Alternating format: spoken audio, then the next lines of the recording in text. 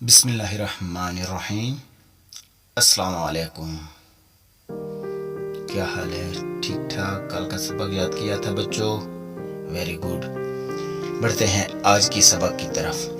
آج ہم نے پڑھنا ہے اردو کا اگلا حرف ث۔ اس کی شکل اردو میں تے کی طرح ہوتی ہے اور اس کے 3 نقطے ہوتے ہیں اور اس کی آواز سین سے ملتی جلتی ہے۔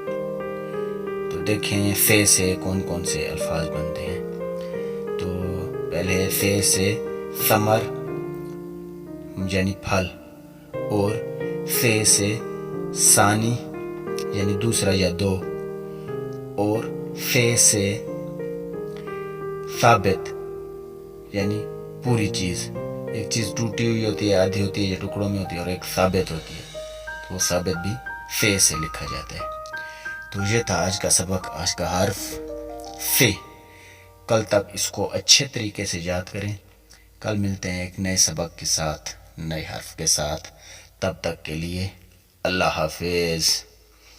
ویڈیو اچھی لگی ہو تو لائک ضرور کریں، اور چینل پہ پہلی بار آئے ہیں تو سبسکرائب کریں، تاکہ اس طرح کی ایجوکیشنل ویڈیو آپ کو فوراً ملتی رہیں۔